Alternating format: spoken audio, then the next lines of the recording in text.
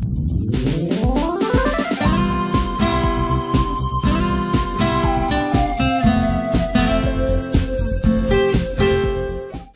like to call a meeting to order. Please stand for pledge allegiance. Pledge allegiance to the flag of the United States of America, to the republic for which it stands, one nation, under God, indivisible, with liberty and justice for all. I'd like to welcome you to Pine Street. We are going to break the record tonight for the quickest board meeting. It's the central administration. Okay.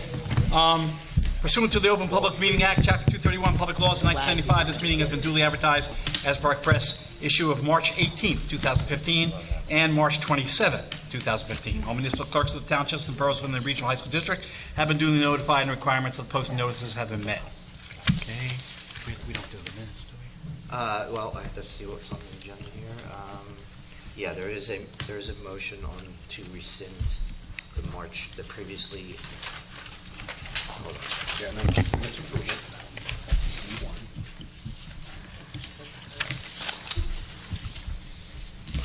So we'll do Okay, C1. C1 and we'll go to communication. Okay. So we have to do C1 first, rescind previously adopted resolution at the last board meeting. We need a motion. We have a motion to... Second. There we go. Sam, second. Any questions or discussion? Thank you very much. Mr. Boyce? Mr. Acetola? Yes. Mr. Bruno? Abstain. Good move. Mrs. Canario? Yes. Mrs. Fankhauser? Yes. Mrs. Lavin? Yes. Mr. Messinger? Yes. Mrs. Tutera? Abstain? Mr. Corolla?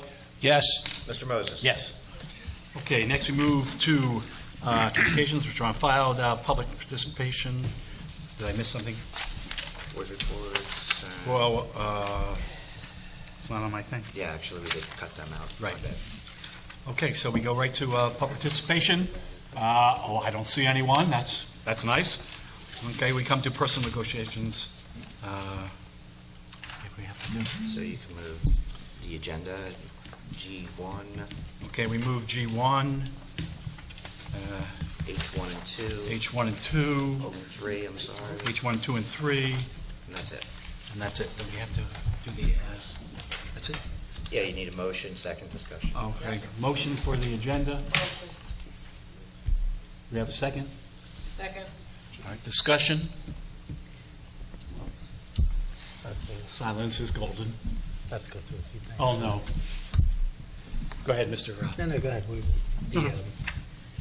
Can I just address it? Absolutely. You're the man. All right, so we'd like to officially welcome Rosalia Minervini. Rosalia, stand up, please. Rosalia will be replacing Debbie Perez-Giles, who announced her retirement starting next school year as the special education supervisor at Freehold High School. Rosalia was a supervisor for us several years ago, left to become a director, and we're fortunate to have her back. And I think it also is a positive attribute of our district that she wants to come back to an administrative team that I think really works well here. So it works both ways, and we're pleased to have you back, Rosalia. We wish you all the best. Thank you for having me back. I'm here to stay for this time. Thank you. Welcome. Nice to have you back. Oh, go ahead. And just a couple things. Obviously, this is a special board meeting, so we did not have many items on the agenda.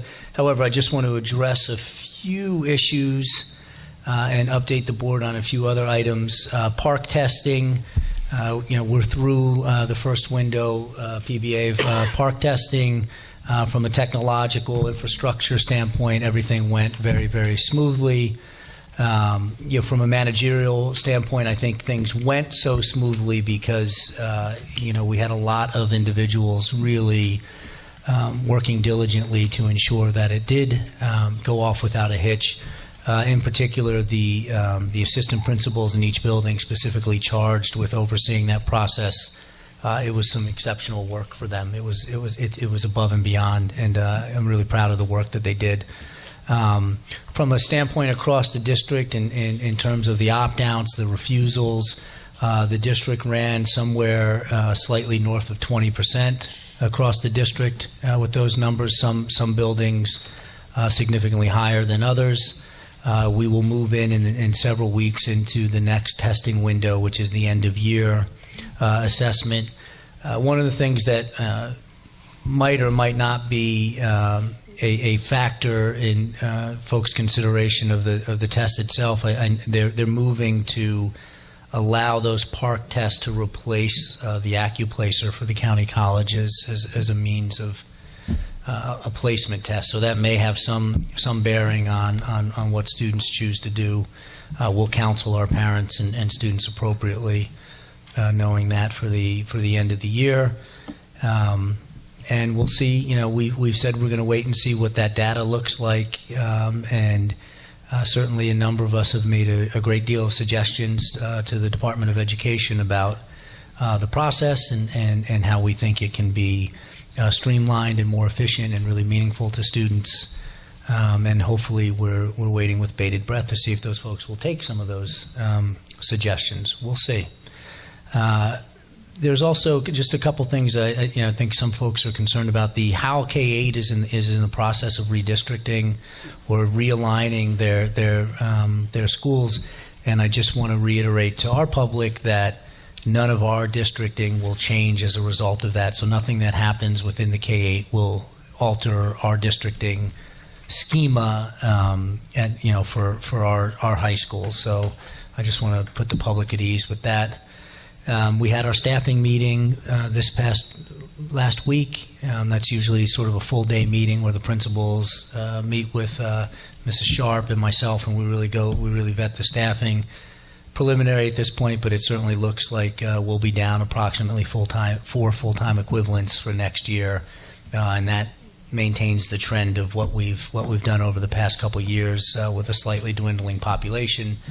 We have reduced our staffing as we go. Our teen driver safety programs are in full swing across the district, and that's a wonderful program. In order to be eligible to earn a parking spot, students have to attend that with their parents. So it's a nice opportunity for some familial dialogue on driving and driving safety tips. So we're happy to host those. Our spring musicals have been in full swing. 2 of those productions were all affected by the weather, The Wiz at Howell and Grease at Colts Neck. I'm happy to say we were able to reschedule both of those nights. Those students put in a tremendous amount of work, and we just want to make sure that we recognize that and provided them the opportunity for another venue, which we were able to do. Our Learning Center and Career Academy application process is complete. Students have been notified of their acceptance, and that's a long process from start to finish, and it's a very fluid process as students make the decision of what schools they're going to attend, whether they're going to accept a particular whether they're going to enroll in a particular program or stay in a home school perhaps, or attend another program that might be offered in the county. We are sort of debriefing and working to make sure that process is as streamlined as possible, and if we can utilize technology a little bit more effectively to update that sort of live action as people go. There are a lot of nervous parents in that process, and children, obviously, where they're wondering about where they are or aren't going to attend. There were a few questions raised about what our application process looks like. It is a blind application, so it doesn't matter. We don't have any quotas on particular home districts or anything like that for a program. We don't weigh in on any particular honors program or not in a particular K-8. The process is blind. We look at the achievement level of the students in whatever program they're in, teacher recommendation, essays, and the such, and and then obviously a norm reference test that the students take that just compares the students blindly across the district. So, we're always looking to tweak that process as much as possible to be as fair as students. But we're done with that, and the Office of Curriculum Instruction does a nice job of handling the the phone calls and the such that come in at this time of year. And then finally, just one last piece of information.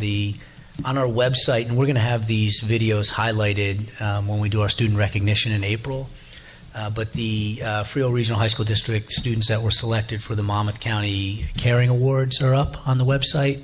And so the guidance department in each of the high schools recommends a particular student for their community service and commitment to others, and then those students create a video and it gets submitted at the county level. If you get an opportunity, check out the website and look at each of those 6 videos. There's some wonderful things that some of our students have done and have been rightfully recognized. Thank you. Mr. Moses, just we still have a motion on the floor, just for clarification, G1 and 2 and I 1, 2, and 3. So we have a first, a second discussion, and a vote. Okay, we already have a first and a second, right? Yes. Okay, we have a discussion or questions? Okay, then a vote. Mr. Asatola? Yes. Mr. Bruno? Abstention. Mrs. Canario? Yes. Mrs. Fankhauser? Yes. Mrs. Lavin? Yes. Mr. Messinger? Yes. Mrs. Sotera? Yes. Mr. Corolla? Yes. Mr. Moses? Yes. Okay, old business. I would just like to, I'll probably say this when we have more people, but I want to just say I'm very sad to see Debbie Perez Jao go. She worked a long time at the borough. I team taught with her before she became a mom. So a long time ago. She's a really, really nice lady and an excellent supervisor. So I just want to wish her well with her retirement. As far as any new business, Can I just ask Yes. this, please? Just a follow-up question on the Parcc testing. If students who opted out of this round are, have to take it again in the next round, do they have to opt out for that as well, or was the one opt-out good for both? They do have to. There's 2 different forms, so they do have to officially refuse to opt out for the second one as well, although the test is already invalidated. It's an invalid test because they haven't taken the first part, but they do have to do the formal process of that. It's 6 clicks for us on the, we have it down to a science, but I believe they have to just notify, but we have that notice. Is there anything, what's happening in the buildings, Nicole? The EOI is April 27th to May 22nd. Those are the dates of the testing. We have a makeup snow day, Friday, May 22nd. Raise is in session, Monday through Friday during spring break. And those were due to cancellations for early dismissals as well as inclement weather. And anything else? Yeah, but With Park? No, I'm just asking specifically about Park. I think that they need to officially do it. We obviously have that on record, but we're going to follow up with those individual students. The state changed this sort of midway for us. We were originally filling out an individual piece of paper for every individual student who did it. Then we were able to sort of mass place all of those on one item for the test, so it made it much easier from a managerial standpoint. That you still need, because they are 2 separate tests, you do still need to ultimately refuse once again. any other questions? Okay, could we have a motion to adjourn the meeting? Motion. Thank you, Liz.